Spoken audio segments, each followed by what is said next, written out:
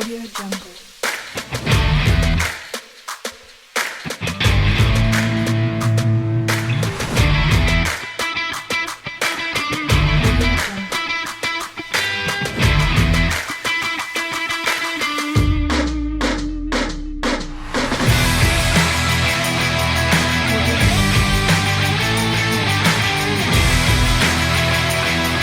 Southern California, good evening and welcome to another edition of the SoCal Supreme Sports Show. My name is Teran Rodriguez. We have ourselves a busy show today. The Lakers are making moves in this offseason. They have acquired Dennis Schroder from the Oklahoma City Thunder, and they have signed Wesley Matthews. How much did the Lakers give up, and will those two make an impact for the purple and gold in their pursuit of repeating as champions? USC, UCLA, San Diego State, and the Rams all pick up wins last week. The Rams probably getting the biggest win, pulling off a somewhat big upset against the Seahawks. Will the Rams be able to take down Tom Brady and the Tampa Bay Buccaneers? And the Chargers chargered again as they lost to Tua Tagovailoa and the Miami Dolphins. Will the Chargers get back on track against the lowly New York Jets? And LAFC has their playoff game this upcoming week against the Seattle Sounders. Will LAFC silence the Sounders, or will the Sounders be too much for LAFC? And also we have some basketball news.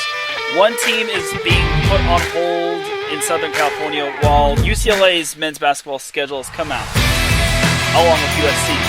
All that and more here on the SoCal Supreme Sports Show. This is Teran Rodriguez bringing you another edition of the SoCal Supreme Sports Show here on IE Sports Radio, your direct feed for all that is sports.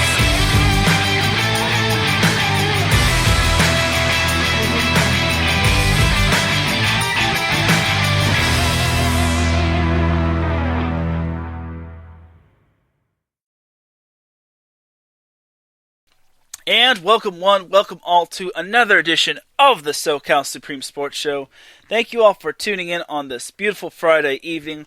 Hope y'all are having a great Friday, because I know I am. And without any further delay, let's get on into this Los Angeles sports news. So let's start off with some NBA action. The world champion Los Angeles Lakers. How will they be rebuilding their team, and will they be making any modifications? The answer to that second part of that question is yes. They have acquired Dennis Schroder from the Oklahoma City Thunder, and all they needed to give up was Danny Green and their first-round pick of this year's draft.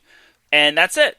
The Lakers didn't have to give up too much, and although losing Danny Green sucks because he is a great shooter, I think Dennis Schroder manages to help the Lakers in terms of their point guard issues, and that's a great thing. It's a beautiful thing, if you ask me. And honestly, that's a big get for Lakers, and it somewhat gives the Lakers that number 3 option. So that's pretty cool. Unfortunately, the Lakers did have to part ways with Rajon Rondo, as according to all the ESPN and NBA reporters, he is going to the Atlanta Hawks. I believe I don't know the whereabouts of that deal, but he is going to the Atlanta Hawks, and unfortunately his time with the Lakers came to a close. But hey, at least he helped the Lakers win an NBA championship. So now he has won an NBA championship with the Celtics and the Lakers. So he went from east to west to staying in the west. Now he's going back to the east. So thank you, Rajon Rondo, and thank you, Danny Green, for all your services. And then I also heard that JaVale McGee is going to be exercising his option to possibly returning with the Lakers. Other players that could be exploring options are Avery Bradley, Dwight Howard. There was actually a report today that Dwight Howard was still going to be with the Lakers, and then after Dwight Howard said, "I'm staying with the Lakers," and then he took the tweet down, and then it's like, oh, he's not staying with the Lakers. Dadgummit. So Dwight Howard's still exploring options, and then Anthony Davis declined to pick up on his option, and he'll be an unrestricted free agent, and he will also be but it looks like he's leaning toward coming back with the Lakers, and he's also plans to make his decision after Thanksgiving. So we should be receiving news on if Anthony Davis will still be a Laker, but he definitely should. Like, Lakers are preparing to repeat as champions, and they know they want to. Like, they want to repeat as champions, and they're going to need it because even though they bring back a lot of their good pieces, like, everyone else is starting to load up in terms of talent. Like, you look at the Hawks, they're starting to load up on talent. Like, they may get Avery Bradley, like, and then also there are also reports that Jay Crowder could be going to the Lakers or the Clippers, as he has declined his option when it comes to the Miami Heat, and that would be quite big as well for the Lakers to get someone like Jay Crowder. And hopefully it does come. Hopefully he does come to the Lakers. I wouldn't mind it, and honestly, that would give the Lakers a little more depth. I wish the Lakers would try to get back Avery Bradley because he is such a great on-ball defender. I would love to see Avery Bradley back with the Lakers and having him pick up where he left off, because obviously losing Avery Bradley in the bubble playoffs was tough after he opted out, but the fact that the Lakers were able to win it without him is just amazing. So I want to see Avery Bradley actually like go on the court and win a ring with the Lakers. I'm not saying he didn't do anything. Like, he was pivotal in the Lakers this past season, but it just would have been great to see him in the postseason. But we can't control what's outside of our power, so we didn't expect a pandemic. We didn't expect Avery Bradley to opt out. So yeah, so that would be cool. That would be cool if the Lakers can get Avery Bradley back, but overall, if he leaves, then so be it. He had a great run with the Lakers. And the Lakers are still trying to still possibly be trying to shop Kyle Kuzma. To me, I think Kuzma should stay. I mean, I don't think the Lakers should trade him for DeMar DeRozan, and it looks like they're not going to, which is good. And that's pretty cool. That's pretty sweet. That's pretty sweet right there. So I think that's pretty much all the free agency news from the Lakers. It sucks that we won't get to see Rondo again, but at least the Lakers have Dennis Schroder.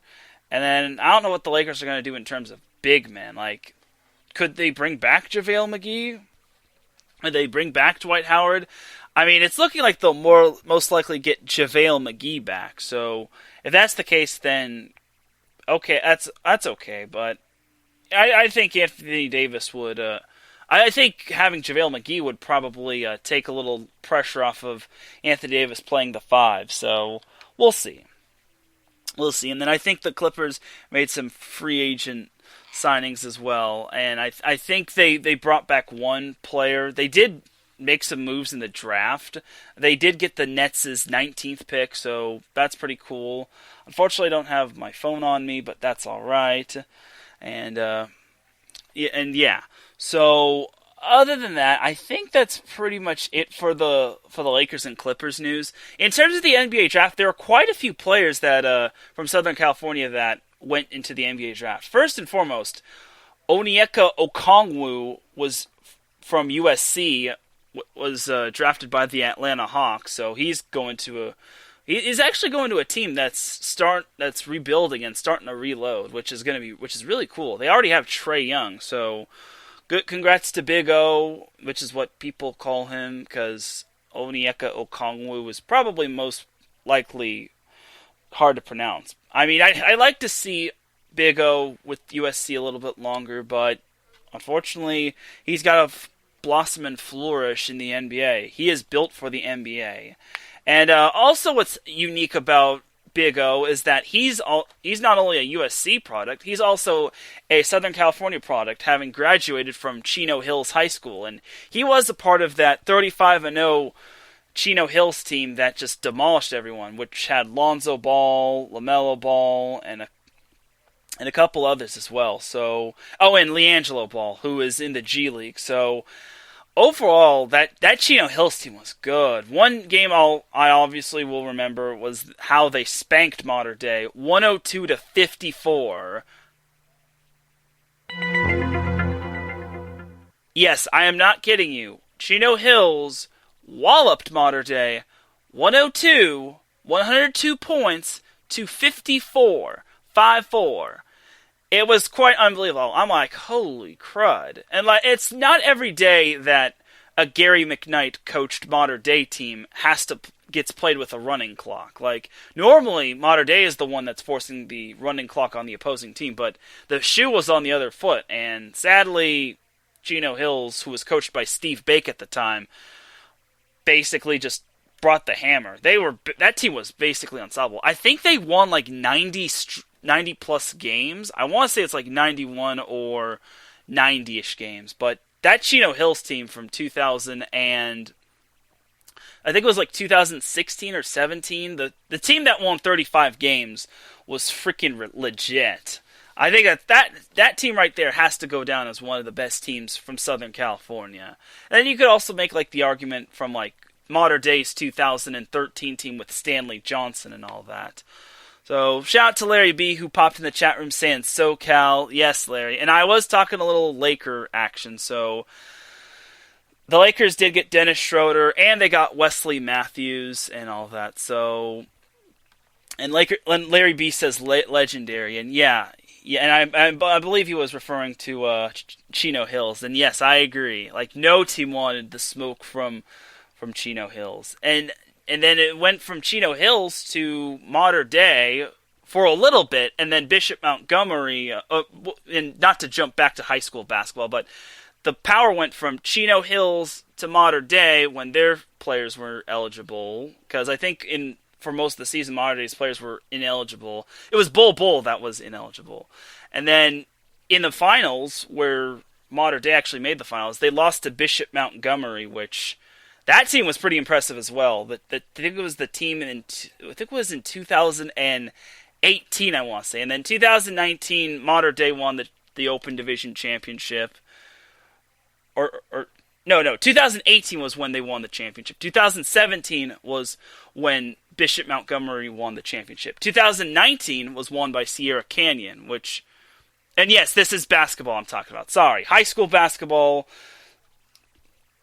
Yes, high school boys basketball, where Mater Dei won CIF back in 2018, and then Bishop Montgomery won in 2017, and then Sierra Canyon won in 2019, and then they also won this past year as well.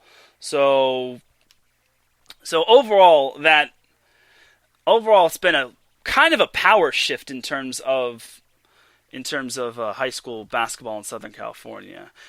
Larry B says Mater Dei is good at everything. Yes, indeed. Not just boys basketball, girls basketball too. Oh no. Larry says freaking private schools. Yeah, I kind of have to agree on that one. And also Mater Dei did win a CIF championship in girls basketball this past year. So, yeah. But Larry B does make a good point. Mater Dei is pretty much good at everything, like water polo, girls volleyball, football. Boys volleyball is a little Boys lacrosse is a little and then girls lacrosse they're pretty good at. And yes. Yeah. Larry says he opened a can and he says let's spill it. Yes, I agree. Well, you're not wrong. He says damn Yankees. Oh, Larry B. But I mean, obviously you do kind of got to respect some of the coaches that have created a legacy at Mater Dei, but for the most part, yeah, I kind of agree with with Larry B saying buying titles. It's not cool, lol. Where's my Kawhi Leonard laugh when I need it? And he says, no, it's true, Teran. Yeah, I agree. Facts, Larry B. I mean, I've been there before. My teams have been there before when it comes on the other side of that Mater Dei championship. In terms of like water polo, boys water polo, Newport Harbor lost to Mater Dei in the semifinals, and then they lost in the SoCal Regionals in the SoCal Regional Finals. That's like, ugh. I'm sorry if y'all had to hear that, but it just hurt. Pain, I tell you, pain. But and then also to build off of what I said in terms of high school boys water polo, Harvard Westlake is another team that dominates boys water polo, which kind of hurt Newport Harbor. So that's just my little spiel. That's my food for thought. So anyway, let's jump on into some college football, where we had all three of our college football teams post wins. San Diego State won, and then USC won, and then surprisingly and shockingly, UCLA won. And Larry says, I don't like bodybuilding at all, but, in all caps, they at least have a division where there's steroids for natural guys, where there's no steroids for natural guys. That should be a thing in private versus public. Facts. Actually, he's not wrong. Some coaches have said, why not? CIF should probably have a division for private schools. So I think that's facts right there, Larry. You couldn't have been more right. And I think I think that would be agreeable. The only problem is if the smaller schools like St. Margaret's of San Juan Capistrano, and then all the other mini private schools like Sage Hill and all that, they couldn't stack up with Mater Dei or Servite. But it's food for thought for another day. So yeah, it is BS, and you do get what you pay for. So yeah. So anyway, let's go on to some college football where USC. Let's go with USC first, because oh my God, USC is turning into the Chargers. Except I kept saying this on Twitter. USC is basically the Chargers, except USC knows how to win games, unlike the Chargers. But that's a little later. So anyway, USC managed to grind out the most ugliest victory over Arizona. Arizona was picked last to win in the Pac-12 South. It's what? And keep in mind, Arizona didn't have a game prior to this. It's and we're struggling. Oh my goodness. Oh, where's Marcus Losgrade? And yes, Larry says, do you really want to get me? I mean, it's true. I mean, Larry, it's true. I mean, I am happy USC won. I'm relieved they won. However, USC only has beaten the Arizona schools by a combined 5 points. But, and the worst part is they didn't move up in the polls, which makes me sad. But anyway, it was an ugly win, but luckily Keaton Slovis, who I guess wasn't having a great game, he had an okay game. One of his passes in the final on USC's final drive was tipped, and it's oh no, it's gonna get picked, and then it actually went to a receiver. I forget who it was. Maybe it was Amon-Ra St. Brown or Brew McCoy. I forget who caught that tipped ball. But that was, I'm why would you make that pass, Slovis? It's that's a freshman mistake. And I know Slovis is still learning, but you don't throw that with the defender right in the neighborhood. Again, Slovis has to be thanking his lucky stars that ball was just tipped only, and it wasn't picked off, because if that was picked off, then ooh. But anyway, USC's Larry says too much talent to have to win like that. I agree, and USC's running game has been up and down. Who is their main running back? It's either Marquis Stepp or Stephen Carr. I think both of those players are great, especially Stephen Carr. And the fact that USC just kept wasting red zone trip after red zone trip was just stupid.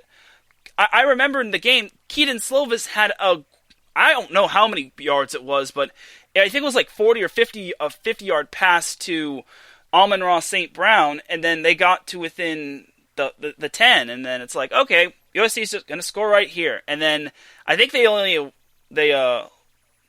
left with 3 points on that drive. It's really? That's come on, USC. Really? And then the next drive, I think it was Stephen Carr who got all the way to the 2-yard line. I'm yes, here's USC's chance to score. USC left missed a field goal. They tried to get 3 points, and then they missed a field goal. It's like, we're really going to waste all these promising drives. And then, I don't know how USC got to the red zone on the third drive, but I think they got all the way down to the 1, and then I think it was 3rd and goal from the 1, they got 2 5-yard penalties. And then the USC decided to go for it on 4th down, and then they got stuffed. It's like 3 red zone trips, and USC walked away with a whopping 3 points in a turnover on downs. Ah! Oh no, come on. I still don't understand how USC won that game. Larry says, at least we're not UCLA. Well, I agree. I mean, he's not necessarily wrong. Like, I'll be getting to UCLA a little bit later, but my goodness. Like, yeah, it is indeed frustrating, Larry. So, but I'm kind of relieved USC got the win. And there's actually going to be some more USC news as I continue to amble along in terms of college football. So, USC's next game is tomorrow. It's against Utah. It's at Utah. And surprisingly, Utah won't be postponing this game. Yay! And they'll all be played at 7:30 p.m. Pacific time. So we're more than likely going to get Pac-12 after dark action. So hope you brewed up some coffee. Because Brew McCoy is about to brew us up some nice little yardage. Okay, that was so bad. But I really hope Brew McCoy does come up big. Like, I'm glad he has at least 1 touchdown. But anyway, USC's next game against Utah is a little concerning. While I do think USC can win that game with ease, it's just going to be tough because first and foremost, they're playing on the road again. So, but luckily after this road trip, they will no longer have to travel outside of Southern California again, which is good for them. They won't have to travel to like Arizona or Washington or any of that. So after their game against Utah, they're pretty much in the clear in terms of staying in Southern California. And all they just need to do is be smart and not get the Rona. So Larry says if we play like we've been playing, they're going to smack us. I agree. Utah to me is like an unknown. Like they have played no games because both those games got postponed. Their last week's game against UCLA was postponed, and then the week before when they were supposed to play Arizona got postponed too. So you can't really predict what Utah can do. I know Utah lost a lot of their guys, but when it comes to USC, they struggle when it comes to playing away from the Coliseum. I mean, they were lucky to have won against Arizona last week. I mean, the fact that Keaton Slovis had that big boy drive is quite amazing. So yeah, Larry says USC is that team that just gets by this season. It's annoying. I agree, and they can't do this otherwise. Okay, let's do this a hypothetical way. Let's say USC runs the table. Let's say they beat Utah, they beat Washington State, they beat Colorado, and then they beat UCLA. They win the Pac-12 South. Yay! And then they make it to the Pac-12 championship where they play. Let's say they play Oregon. Let's say Oregon continues their hot streak. Stupid me had Cal winning the Pac-12 North. Well, that prediction's officially down the drain. That prediction is officially off the table. Oh my god, I can't believe I picked freaking Cal to win the Pac-12 South. Or Pac-12 North, I'm sorry. I can't believe I picked Cal to win the Pac-12 North. Like, what was I thinking? Okay, but let's say USC wins the Pac-12 championship. Awesome. Would USC get into the college football championship? This one is an obvious question. No. Because you look at the talent that's above them. Alabama, Notre Dame, Ohio State. I want to say number 4 is Florida. Was it Florida or was it Clemson. I think it was Clemson. But either way, Clemson, Florida, you get the point. And then Texas A&M is still chilling in the top 8. So it's like, oh my good golly gracious, have mercy on my soul. So it's like I like the fact that USC is not blowing out some of these teams is the reason why USC is not going too far, which is just frustrating. And Larry said it best. It's just annoying. I think USC, like, everyone had USC win the Pac-12 South, and I think they still can. They definitely can, and they will. My only problem is that they need to start winning their games by a little more than one-score games. Like, it's just annoying. So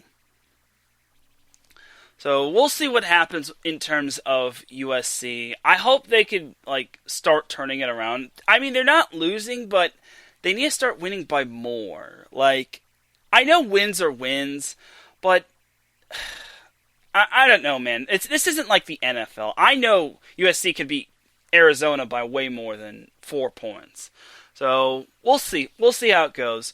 And one more thing before I move on from USC is that Clay Helton, Cockroach Clay, the man in charge of USC football, has been nominated for the 2000 trophy and has been put on the midseason watch list for the 2020 Dodd Trophy Award. Okay, it's not that great, but Clay Helton, a man who has coached USC to a combined 5 points over teams that they should more than likely beat, is on the watch list for the 2020 Dodd Trophy.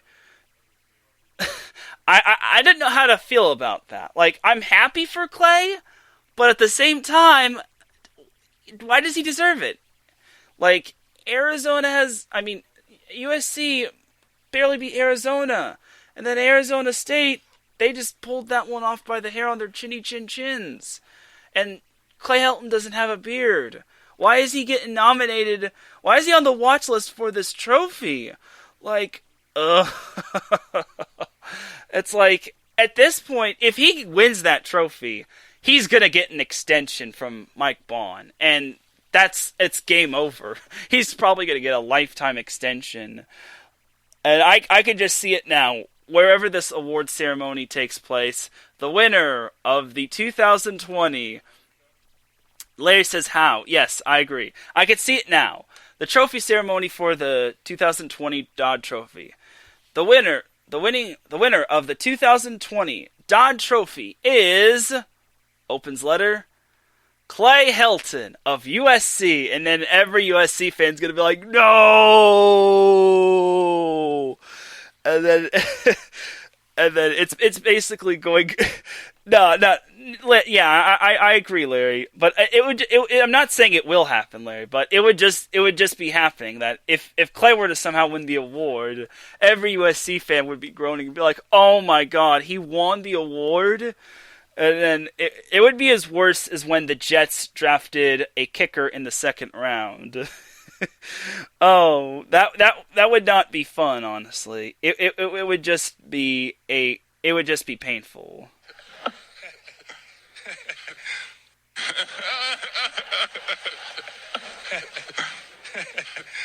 Yeah, it would definitely be absurd.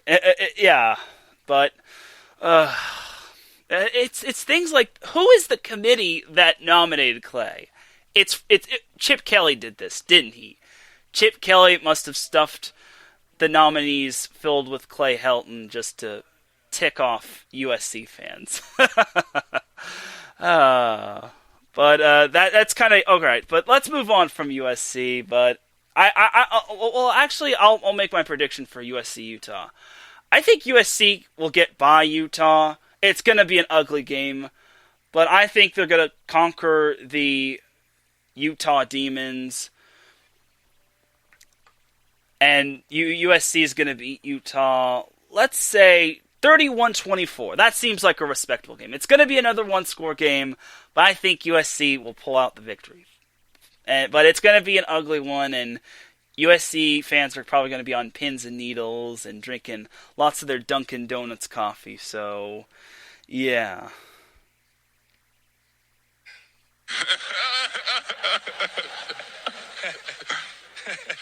All right, so let's move on from USC and let's go on to UCLA. Okay, so UCLA had the most interesting week last week. Last week they were supposed to play Utah, and then that got canceled, and then it looked like UCLA was not going to be playing any games. And then Cal's game got canceled as well against Arizona State because poor Herm Edwards and some of the most of the players on Arizona State got COVID, which sucks.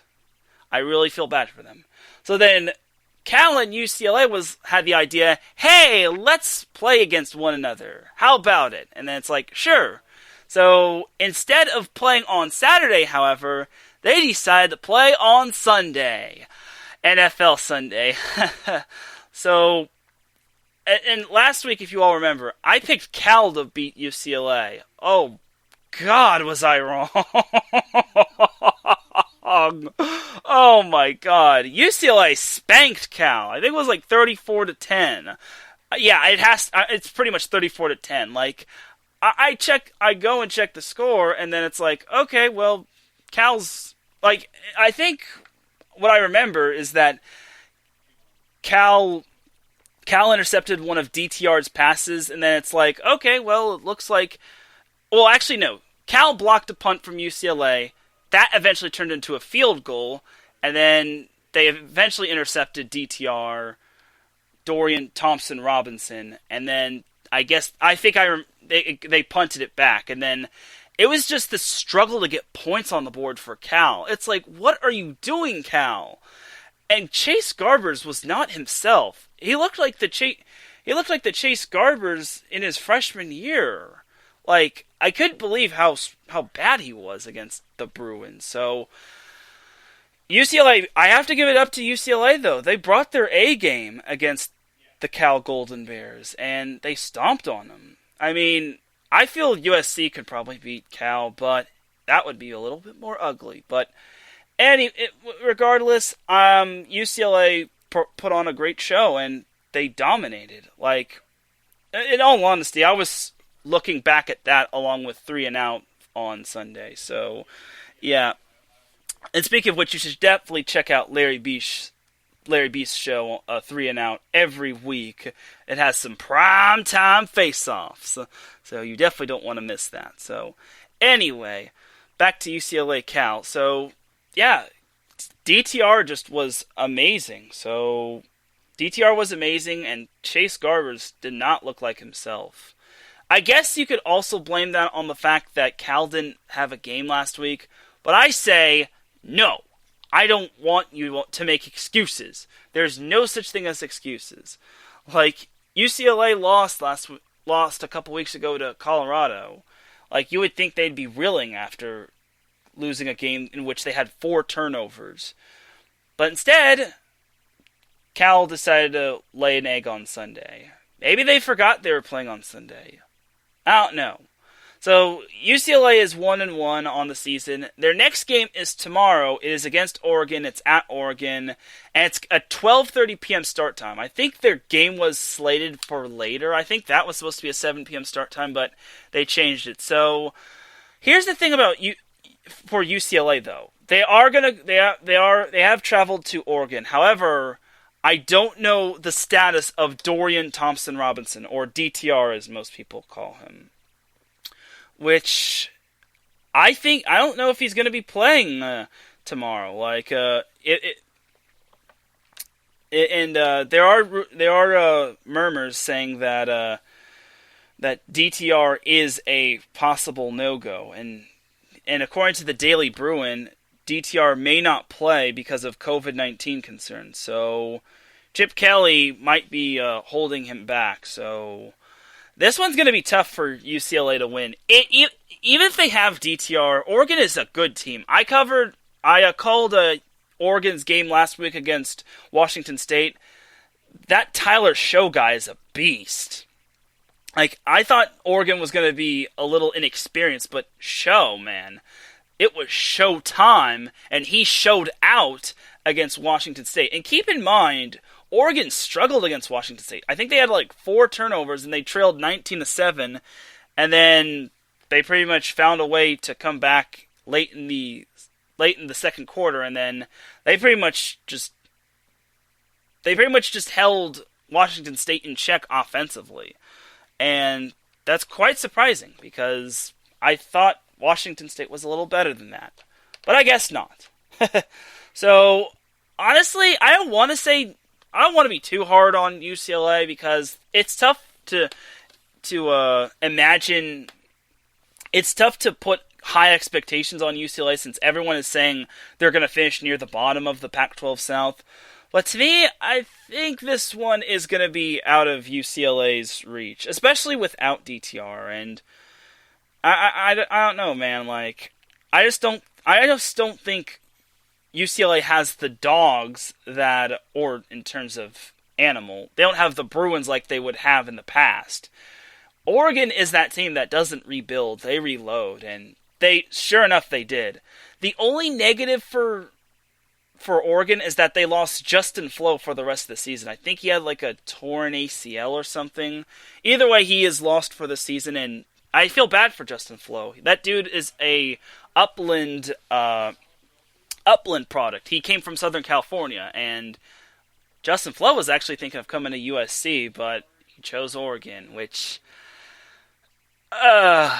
let's not talk about that. Anyway, but as for UCLA, I think they'll keep it competitive, but to me, Oregon is just going to be the better team. They just got to play smart. I think one of Oregon's players played dumb, and he was getting targeting calls. There was, like last week against Washington State, he was looked at for a targeting call. He didn't get it, and then the second time he was looked at for targeting, he got ejected. So, fooled the refs once, shame on you. Fooled the refs twice, ain't gonna happen. So, I just think Oregon is going to just beat UCLA. I don't want to hope that, but Oregon is a 17-point favorite. However, I think UCLA can cover the spread. But I have Oregon winning 38-24. I'll be nice to UCLA. I was going to say a little worse, but I just think Oregon is just too better of a school. I've seen them in action. Like, the fact that they had 4 turnovers and they still won is quite astounding. So, yeah. We'll see what happens with UCLA. I mean, this is 2020, so crazier things have happened. So, we'll see. And I think if you're USC, you're kind of rooting for UCLA to beat Oregon. But if Oregon does lose to UCLA, did I say you're rooting for USC to beat Oregon? I mean, USC fans should be rooting for UCLA to beat Oregon so that USC doesn't have to face Oregon in the Pac-12 championship. However, Oregon can still run the table as long as they don't lose another game along the way. So, either way, Oregon's going to win. I know for a fact that they're going to win. At least UCLA will cover. They'll at least pick. They'll at least have the. And who knows? Maybe they'll go over, which means they'll take the over. So we'll see. Maybe we'll see a bad beat from those two. But I just think Oregon's just too good, man. Like, I don't want to say that about... It's going to be 48 degrees. I mean, is UCLA prepared to play in not-so-sunny weather? I doubt it. But, again, crazier things have happened. So, we shall see. The over-under is 64. So, my prediction was 60...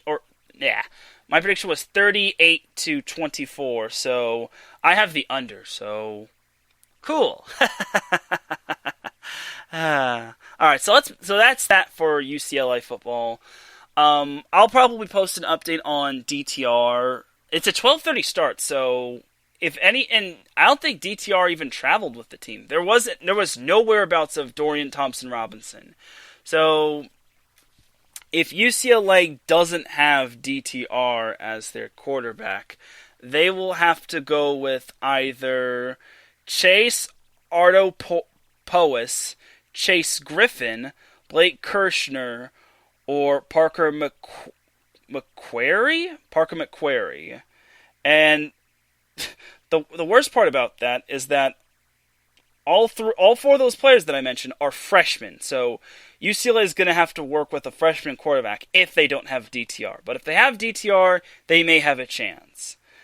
And again, it's 2020. Anything can happen. So we'll see how it goes.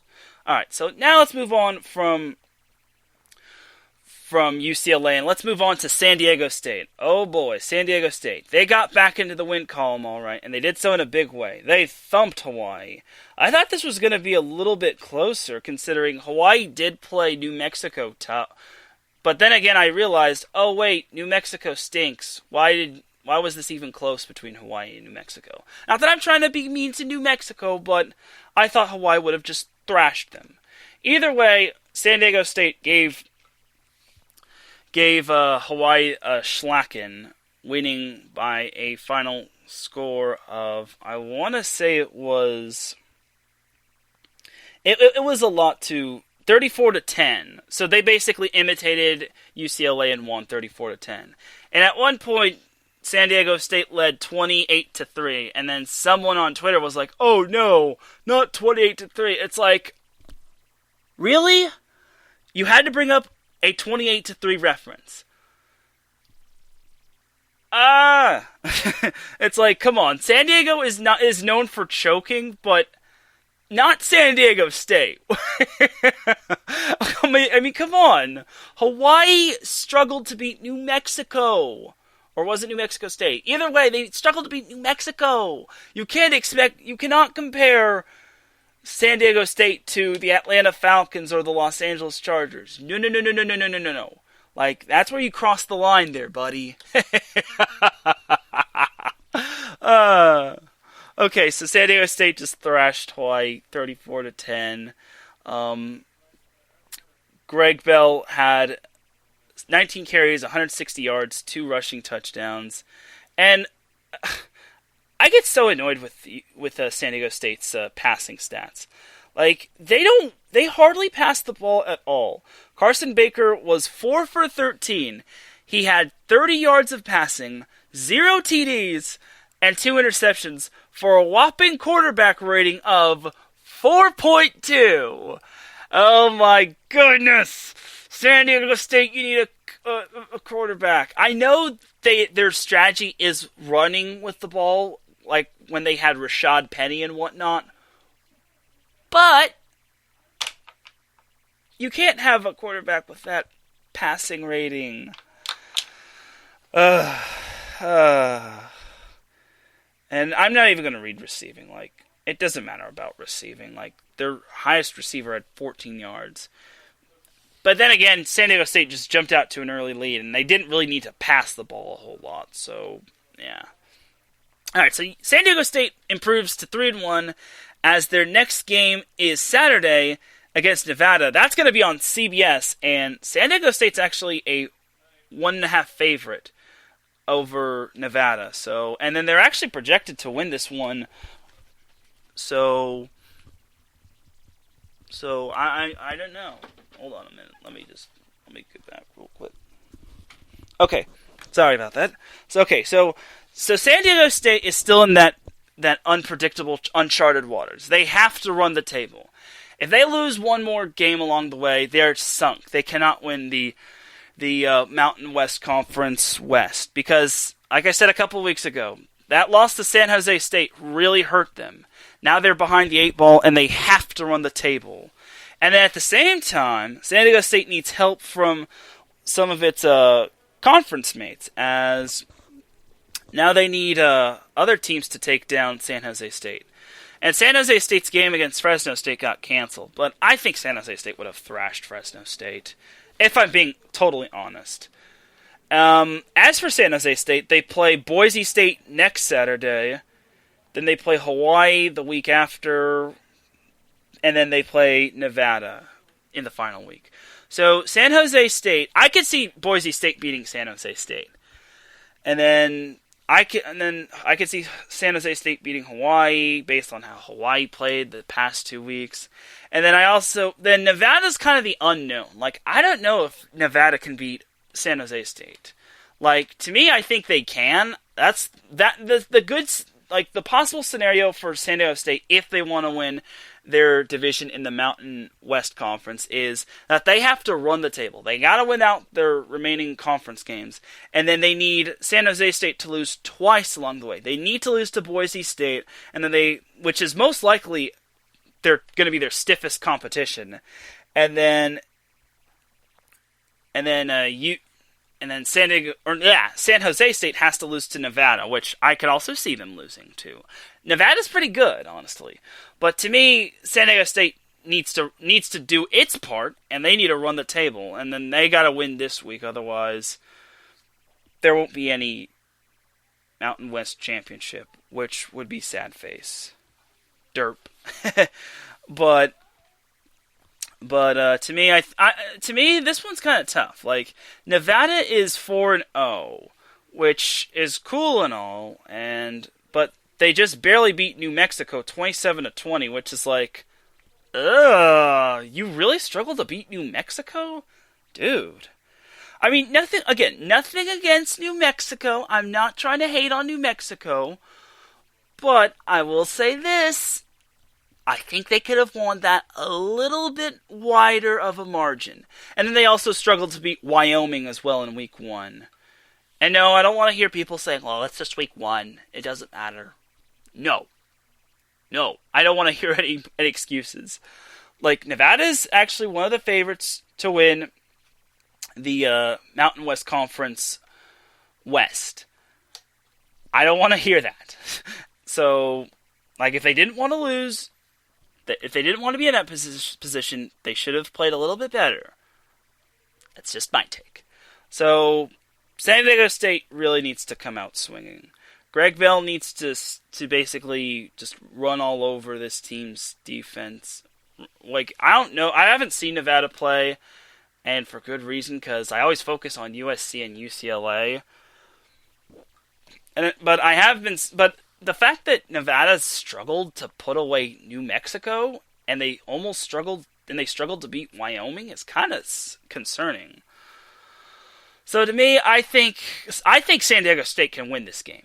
But it's going to be close.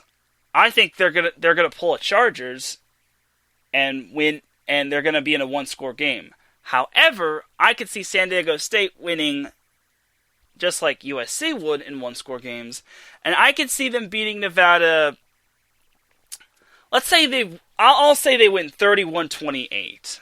Again, it's going to be close, but I think San Diego State has They have the team to beat Nevada. I don't think Nevada has had a win that says, hey, that's a pretty good win.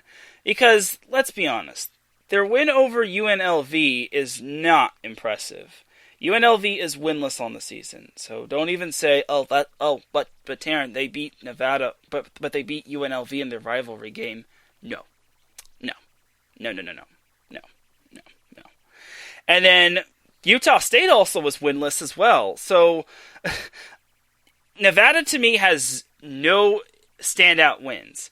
Now, you could also make the argument that San Diego State is the same thing. Like, they've also beat UNLV and Utah State. The only difference is that they ran into the buzzsaw that was San Jose State, which they weren't expecting to struggle with. And then Hawaii was just Hawaii. They needed to win that game because if they lost, then it would have been game over for their conference title hopes. But San Diego State knows what's on the table, and they need to take charge ASAP. So we'll see what they can do. So, like I said, I have San Diego State winning. I have USC winning. I have both those teams winning by one score, and then I unfortunately have UCLA losing. But if UCLA wins, I will eat a lot of crow. So we'll see.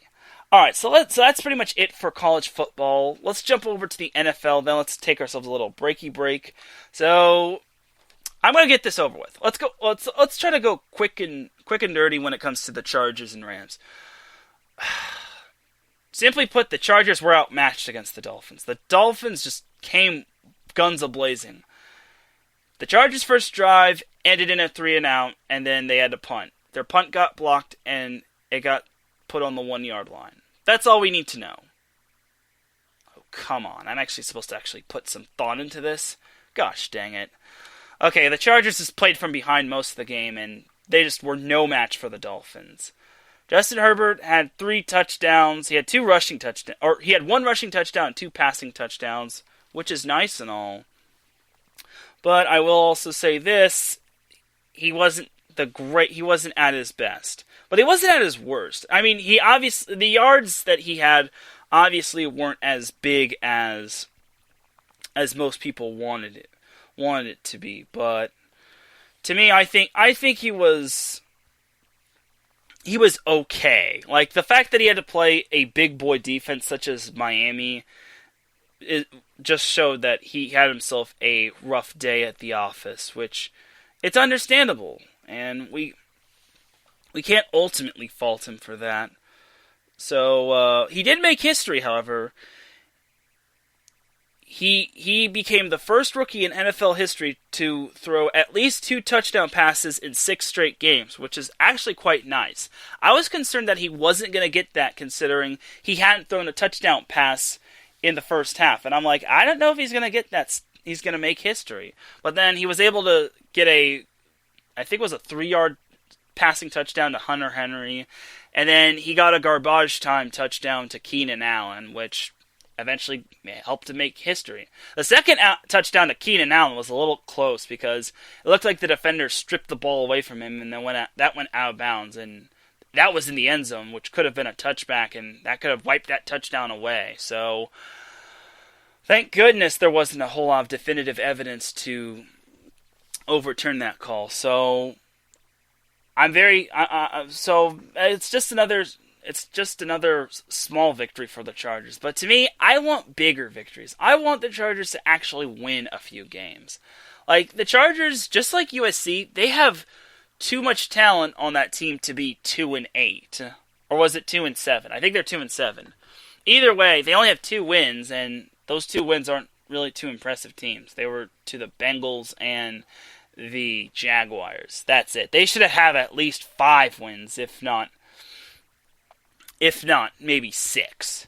Either way, the Chargers are basically, they're 2-7 right now. So yeah, they should at least be 5-2, if not 6-1. The funny thing is that the Chargers actually have a better differential than that of the Cleveland Browns, and the Cleveland Browns are 6-3, which, again, that's just mind-boggling. It's just food for thought right there. And then also, the Chargers are the only team, along with the Kansas City Chiefs and the Pittsburgh Steelers, to not lose a game by double digits this year, which is quite surprising. The Chiefs are obviously 8-1, and then the Steelers are 9-1. Those two are basically the top 2 teams in the AFC. The Chargers are basically near the bottom. But again, I didn't expect Lombardi this season for the Chargers, but I expected them to be a little bit more competitive. But I also expected them to figure out their 1-loss or their 1-score loss curse. They just still can't figure it out yet, so it's frustrating, man. But overall, the Chargers this week have the New York Jets. They are back at SoFi against the Jets. I swear, if the Chargers do not win on Sunday, I will be pissed as heck. Excuse me for saying that word, but I will not be happy. The Chargers cannot lose to the Jets. First and foremost, that's Kalen Ballage's old team, and Kalen Ballage is still the top running back for the Chargers now that Justin Jackson is on IR, and then Austin Eckler is still not off of IR, but he could be eyeing a return, though. Speaking of returns, Joey Bosa did return for the Chargers, and he is good to go for Sunday. So I expect him to get to Joe Flacco. Yes, Joe Flacco is starting QB for the Jets Jets. Sam Darnold is apparently doubtful with his right shoulder. I don't expect Darnold to play. If anything, the Chargers should not be risking, or not the Chargers, the Jets should not be risking Sam Darnold. Whether they want to keep him or not, he can't play with a sore shoulder. His passes will go 2 yards at most, unless they're dink and dunks. Either way, the Chargers should win. You get Bosa back, and he's your best pass rusher. Joe Flacco isn't really the greatest. He isn't a mobile QB, so the thing about the Chargers is, though, they are 4-2 when they're facing Joe Flacco. They're 4-2 all time against Joe Flacco. 3 of those wins came against the Ravens while he was with the Ravens, and then one last year's win against the Broncos. Yeah. So, and then also, when it comes to CBS, when it comes to their games being announced, their announcer this week on CBS is Greg Gumbel, and the Chargers are 0-3 when Greg Gumbel calls their games. I don't like it. That's just your food for thought statistic right there. Like, I was hoping that the Chargers would get, like, someone else, like Sparrow Adidas or Kevin Harlan. But that doesn't matter. What matters is that the Chargers need to win. If they at least beat the Jets, I will be content. I don't want another Cleveland Browns from 2016 loss. Like, it was one thing to lose to that team, but we cannot lose to Adam Gase. Like, if the Chargers lose to Adam Gase's team, then Anthony Lynn has to be the worst coach in the NFL. I mean, the Chargers hire incompetent coaches anyway, but to lose to the worst coach in the NFL currently being Adam Gase means that Anthony Lynn needs to either be fired or be demoted. Or at least Gus Bradley should be fired, the defensive coordinator. Heck, maybe even George Stewart, the special teams coach, should be fired. Like, I don't know, man. So, to me, the Chargers really need to win. Like, if they win this week, then I will have no qualms anymore. And then they will, I mean, also another podcast known as Guilty as Charged said that the Chargers could possibly string together some wins. However, you look at the remaining schedule, it's going to be tough. The Chargers next week have Buffalo, at Buffalo, which that's a tough matchup in itself. Then the week after, they're playing the Patriots, which they're starting to pick up steam after Cam got COVID. And then they play the Falcons, which the Falcons have their mid-season winning streak, which that also concerns me. And then the Chargers have the Raiders on Thursday Night Football, which that's a tough turnaround as it is. So, it's another tough game. And then they have the Broncos, which I hope they can at least beat the Broncos. If they could beat the Broncos too, that would be great. Because I know the Chargers aren't going to beat the Raiders.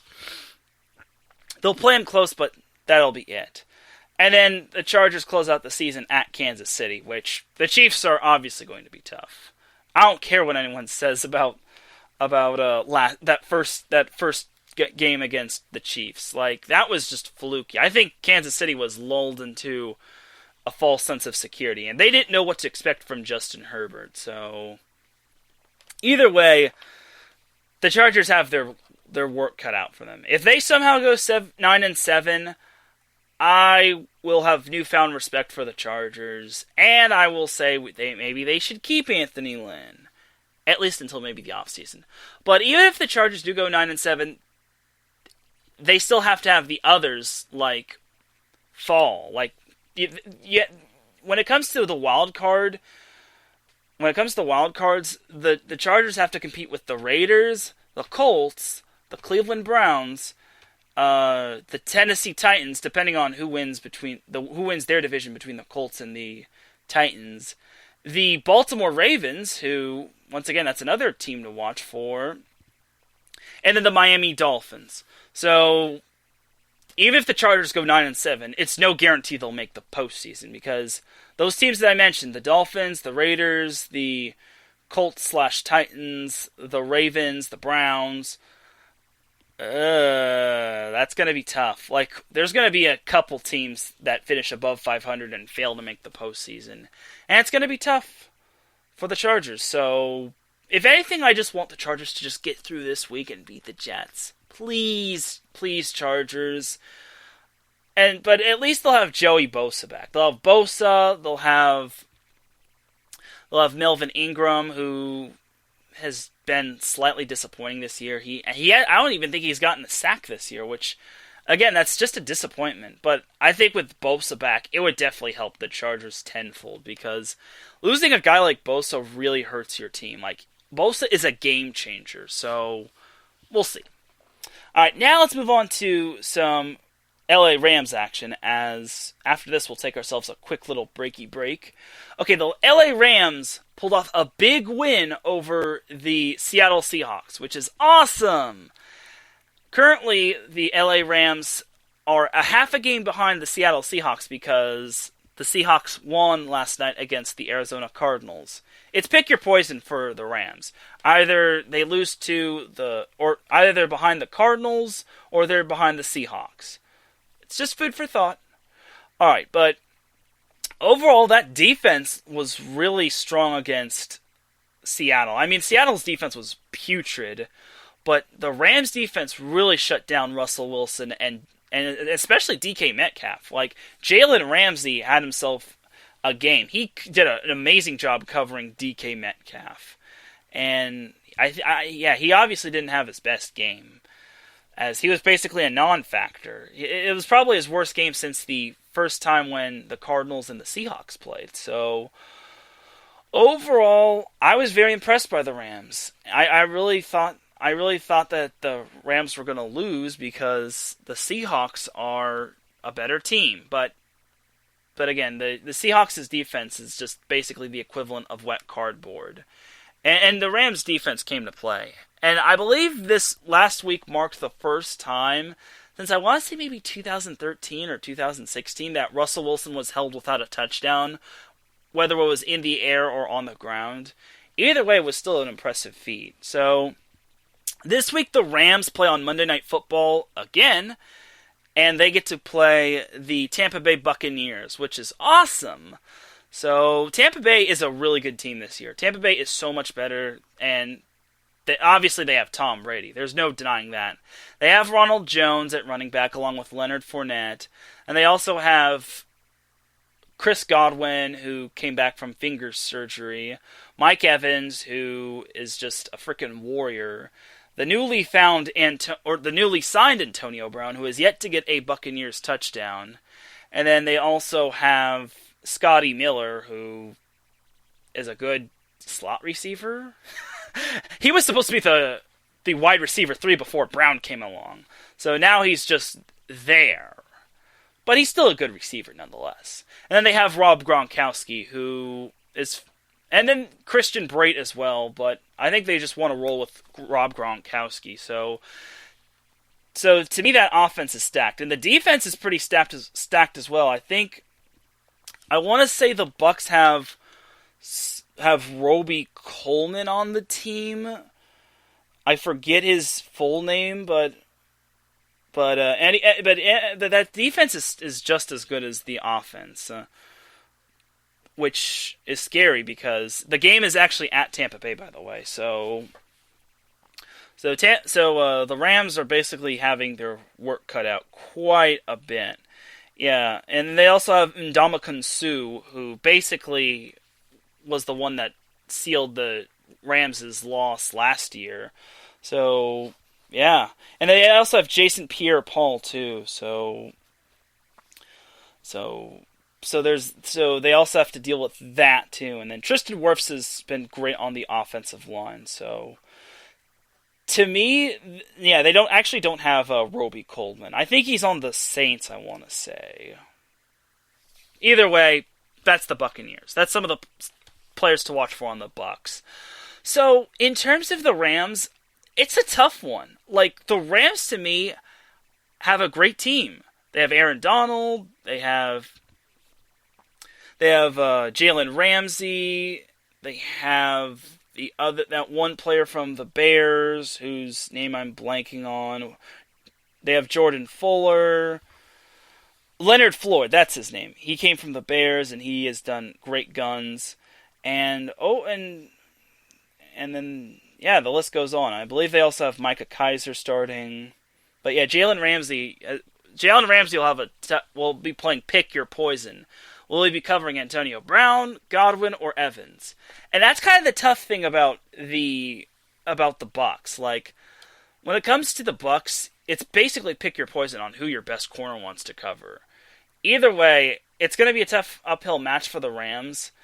And to me, the Rams are that up and down team. Like, sometimes they're sometimes they're able to beat teams that they know they're not supposed to beat, and then there's sometimes losing to teams that they know they're supposed to beat. And this time, they actually signed Matt Gay to their team, who is surprisingly a former Tampa Bay Buccaneer, which is quite funny because they just placed Kai Forbath on injured reserve, which is basically, well, that sucks. The Rams are basically adopting the Chargers' special teams curse when it comes to kickers and all that. So, to me, I think this is going to be a close game. I didn't know who I want to pick to win. Like, you have the Bucs, which are very talented, but then you also have the Rams, which are just right there. The Rams definitely need to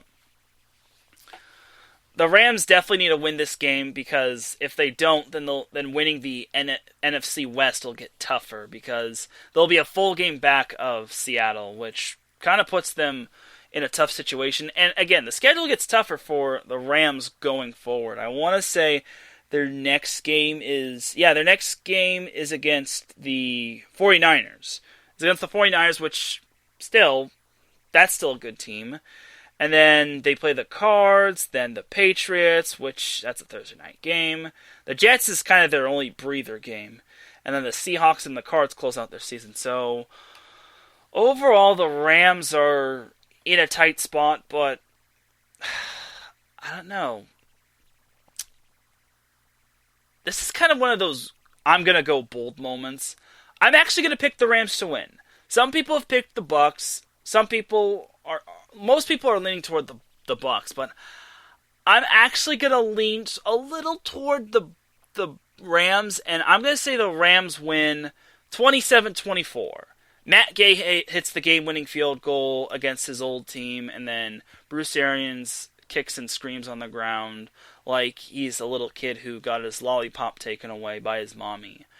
That's a little too harsh, but either way, I got the Rams winning. I'm actually going to pick the Rams. I'm probably going to regret that decision in the slightest. To me, if you're in a picks league, my recommendation would probably be the Bucs. That's just my take, though. But I'm going to go Rams because the Rams need as many wins as possible. Like, they cannot afford to lose any more games because they have another tough stretch coming up. So again, they already got past their cupcake schedule. Now they got to go through the tough cookie schedule. So anyway, I just think it's just going to be close, but I think the Rams squeak out a win. But I'm probably going to pick the Bucs in my picks league. Food for thought. Maybe I'll sleep on it. Either way, that's pretty much going to do it for the NFL portion of the show. When we come back, we're actually going to go over some MLS action. We have LAFC in the postseason against the Seattle Sounders. And we'll also try to talk some NCAA basketball, and then I'll send you all on your way. And by the way, apologies for starting late because I had some things to take care of, and unfortunately I had to start a little later than my normal time. Luckily, there's no shows after this, but yeah. So you're listening to the SoCal Supreme Sports Show here on IE Sports Radio, your direct feed for all that is sports.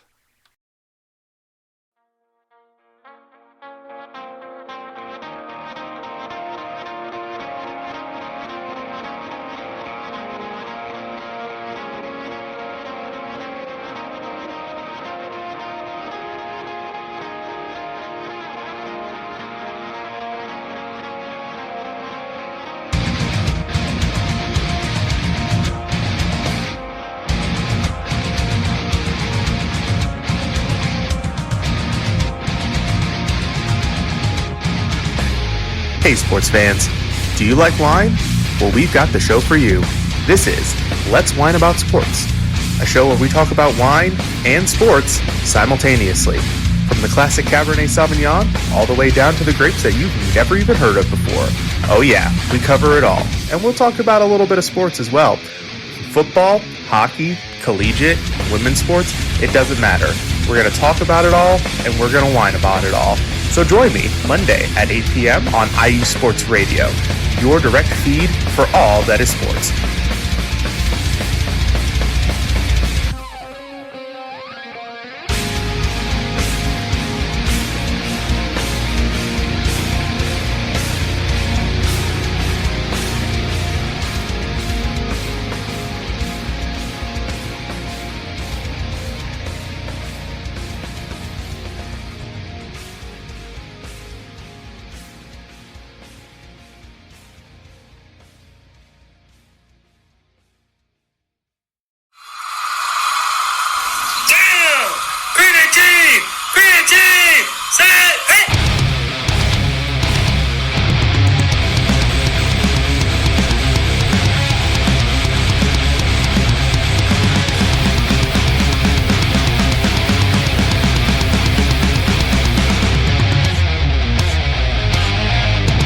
What's going on, football fans? This is me, your boy Larry, inviting you to join myself, Callum Reynolds, Mike Pat, and John Felipe for one of the most electrifying football shows you have ever heard.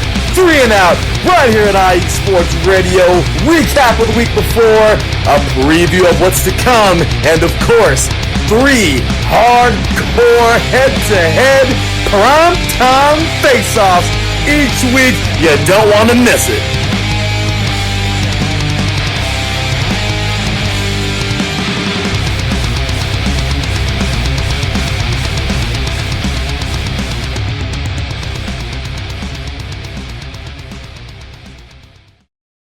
And you could check out 3 and Out, Let's Whine About Sports, and all of our shows here on iSports Radio on different platforms such as Spreaker, Apple Podcasts, Spotify, TuneIn, YouTube, you name it. Just want to give a shout out to Andrew Hagenbaugh for popping in the chat room. I appreciate it. And he actually did have a great show of his own, as he had his first ever episode of the State of Ohio Sports, which talked about collegiate sports and collegiate sports and pro sports from the great state of Ohio. So, and Andrew says, awesome, can't wait to hear it. And also Andrew hosts our soccer show, the Soccer Scoreboard Show, which will be coming on hopefully, possibly on Sunday at 2:30 p.m. Pacific Time, 5:30 p.m. Eastern Time. He does a great job with that show as well. He probably talks better soccer than I do, which is a great segue because let's get into segment number 2 of the SoCal Supreme Sports Show, starting with some LAFC action. So LAFC has their playoff game against Seattle. So, like I said last week, LAFC was named the number 7 seed of the Western Conference. So it's going to be a really rough path for LAFC to win the MLS Cup and to finally get out of the shadow of their big brother, the LA Galaxy. So against Seattle, they've actually split all 4 games. Both of the teams have won 2 games apiece, which is quite surprising, actually. And this game will be played on Tuesday. It's actually going to be on ESPN, which is surprising. It's going to be on at 7:30 p.m. So here's the thing for LAFC. LAFC has been the up and down team. They've had their ups, which the MLS is Back tournament, where they made it all the way to the quarterfinals and then fell flat on their face, losing to Orlando FC. And then they hit a rough patch when they lost in El Tráfico to the LA Galaxy. And then they had themselves a little bit of a rocky finish. They tied with Portland, which isn't overly bad. They lost to San Jose State, which could have been avoided. They beat James Harden's team, Houston, and then they beat LA Galaxy. Then they tied against Portland again. Then they lost to Vancouver. And then one of their games they beat was against Seattle. So they haven't been winning too much, but hopefully they've gotten their bad games out of the way. And a big shout to Big Dan, who popped in the chat room. How's it going, Danny? Great to have you in the chat room. Danny actually hosts our new Northern California sports show, so he's going to be talking Stanford, Cal, San Francisco 49ers, San Jose Sharks, San Jose Quakes, maybe San Jose State football and all that.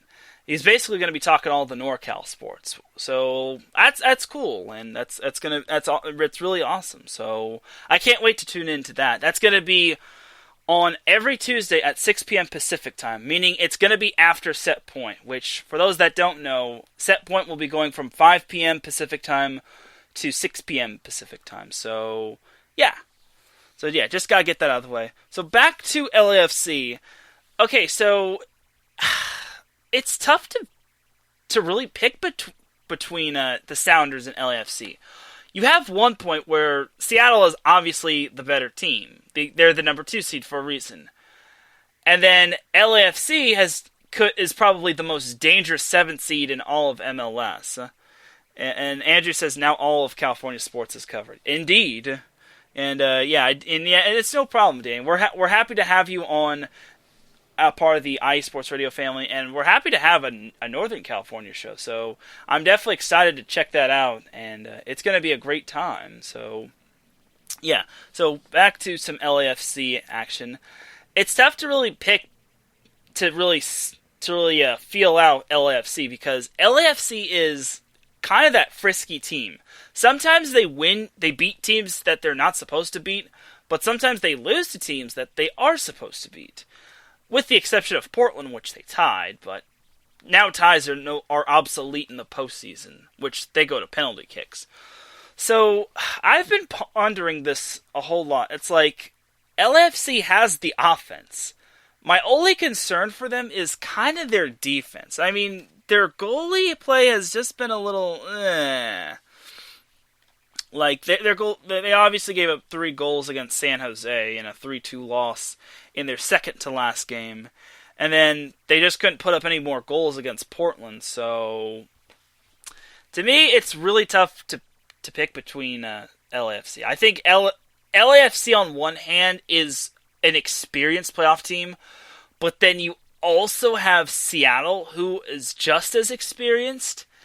But then you also have the great offense that LAFC brings to the table. But at the same time, you have LAFC's questionable goalie play and their questionable defense.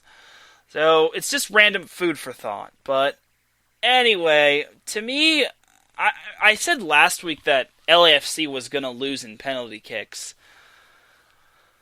I've been thinking about this, and it's even kept me up at night wondering, should I really keep my prediction?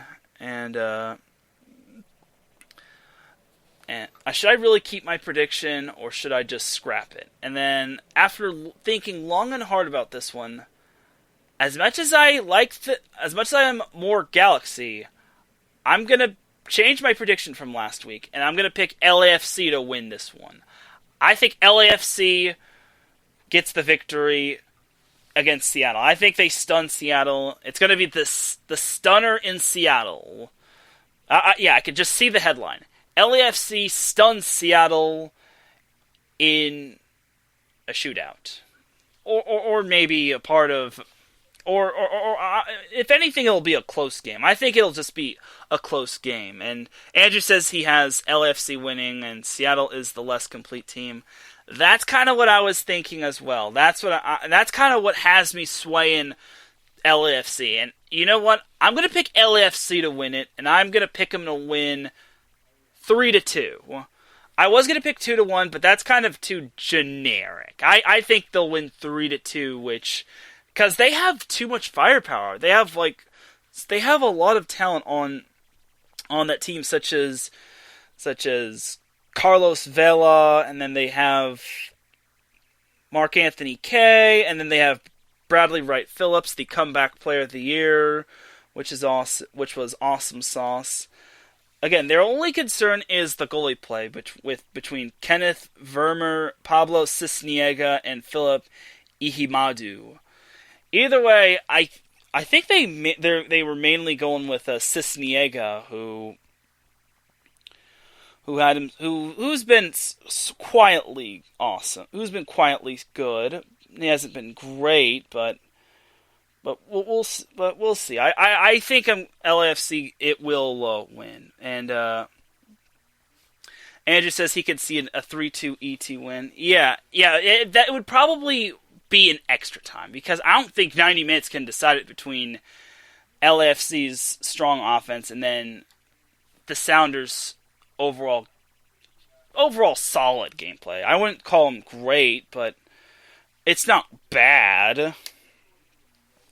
But again, it's tough to like if there was like a clear-cut winner if there was like a series winner, I would probably go with that series winner. However, both of these teams split their matchups, so this is basically the rubber match between LAFC and Seattle. And I originally had Seattle winning, but I'm gonna go with LAFC to win, and that's partially because the Rams beat the Seahawks, which yeah, that kind of persuaded me, but it is what it is, and yeah, so we'll see. I really think they have what it takes, and actually LAFC's last game that they played against Portland, they went with Kenneth Vermeer, not Vermeer, Vermeer. So LAFC just continues to shuffle its goalies around, but at least they don't have the same situation that the Galaxy have. So either way, I want to see an LAFC stunner. And if LAFC wins, then they would play the winner of the Portland-Dallas matchup, which is cool. The number one seed of the Western Conference is Sporting KC, which, if LAFC and Sporting KC make the conference finals, we might have an in-house rivalry between the.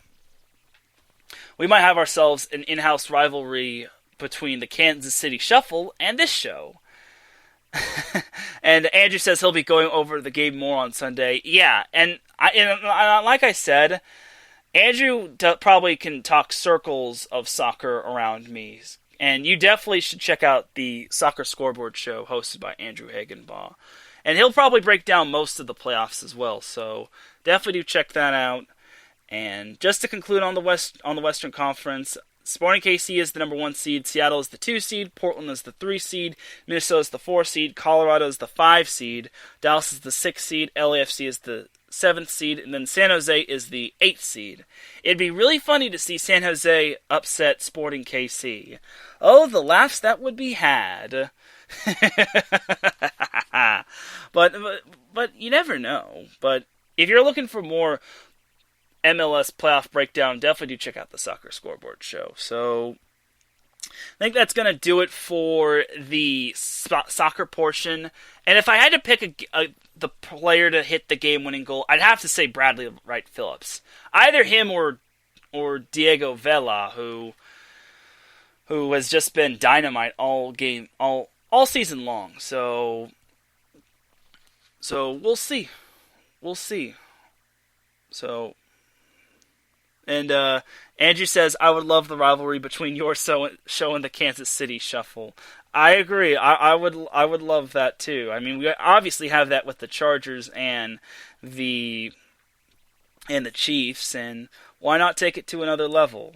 And did I say Diego Vela? I meant Diego Rossi. I'm thinking of another player on LAFC whose last name is Vela. I think his name is Carlos Vela. Either way, Diego Rossi or Bradley Wright Phillips will be the player that hits the golden goal for the Los Angeles Football Club. I still think LAFC should get a team mascot. I think it just feels weird saying LAFC or instead of like saying the Galaxy.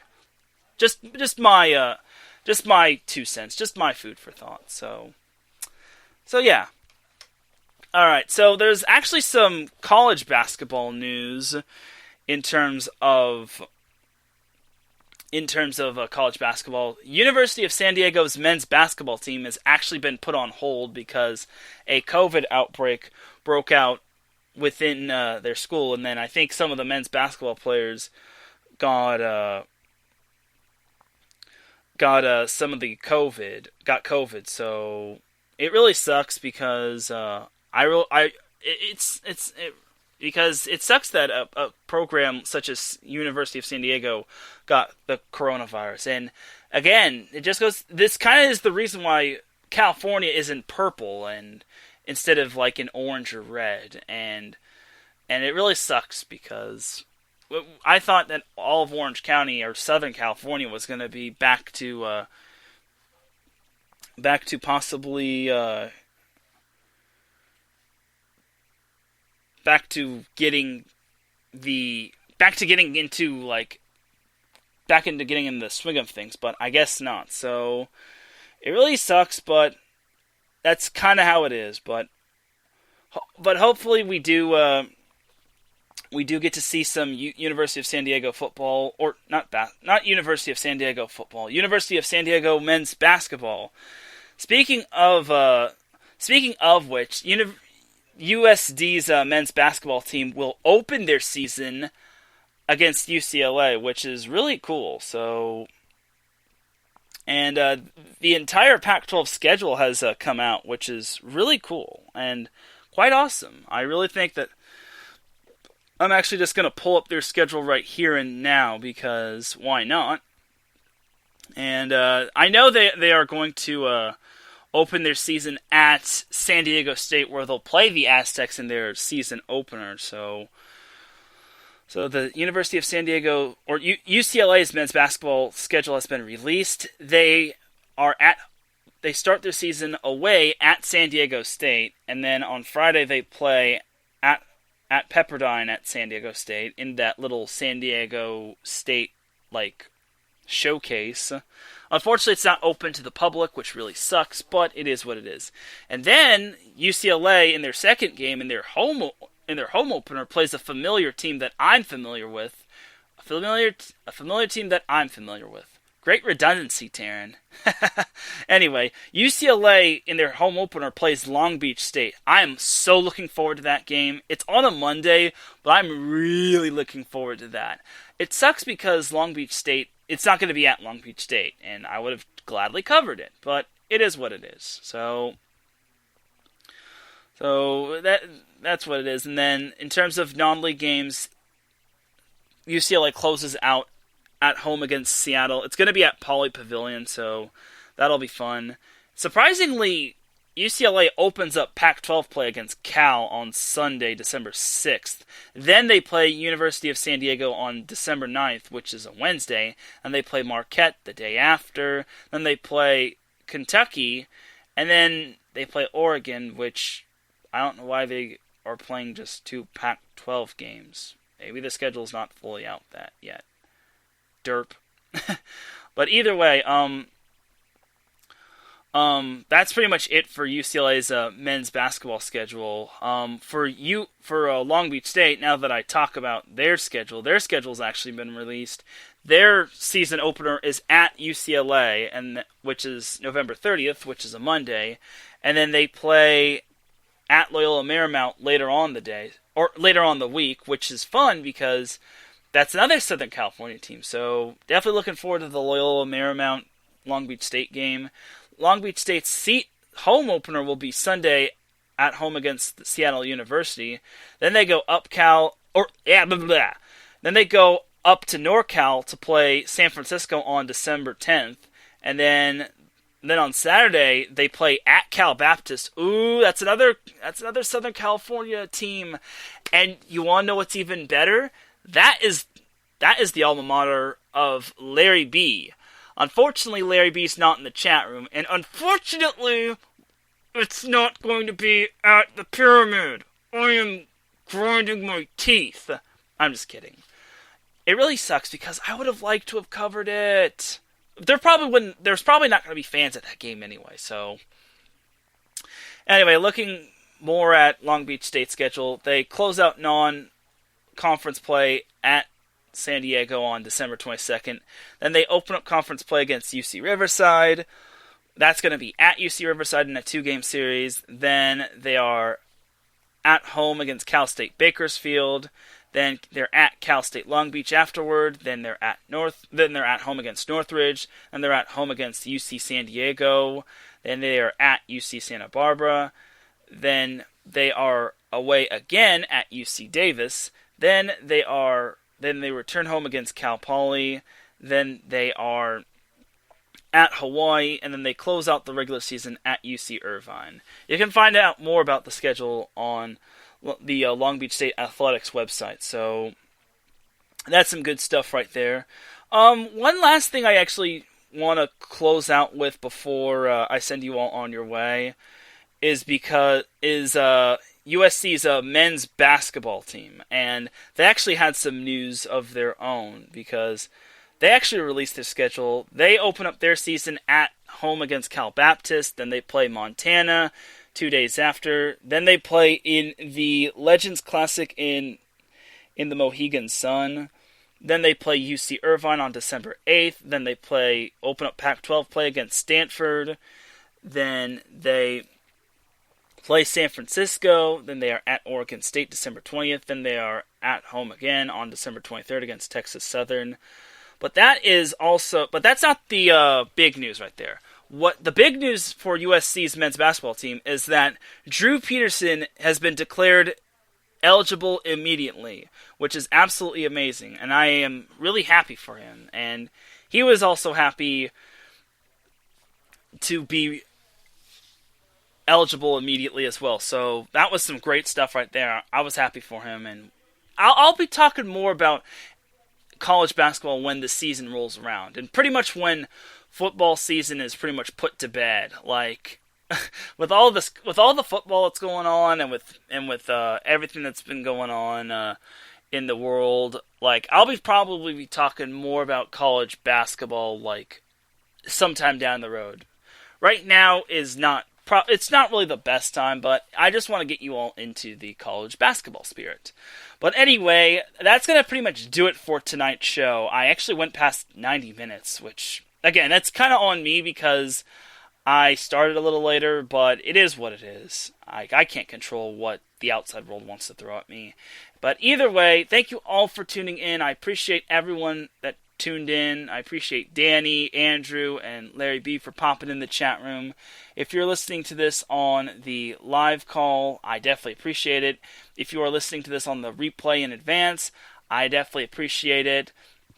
Definitely do check out iSports Radio's shows. Definitely check out the iSports Radio website and buy yourselves an iSports Radio tee at the gift shop, on the online gift shop. Also get yourself a sweater because it's starting to get a little cold. Not too cold, but it is starting to get colder as we approach December. And definitely do check out iSports Radio's blog, because I plan to write a piece on women's volleyball and how the NCAA women's volleyball conferences did this season. And heck, maybe I'll try to write a little piece on it. So we'll see how it goes. And then also definitely follow iSports Radio on Facebook, or like them on Facebook, and follow them on Twitter and Instagram. Subscribe to them on YouTube, and then follow us on Apple Podcasts and give us a 5-star rating. And definitely do all that you can to support iSports Radio, because we definitely need it, and without you, we don't amount to much. And also, just a little tidbit for tomorrow, I plan to call the number 3 Ohio State versus number 9 Indiana tomorrow on USRN. That's going to be at 9 a.m. Pacific time. So if you're in the neighborhood, definitely check out USRN Radio on Mixlr, and I'll be calling that game.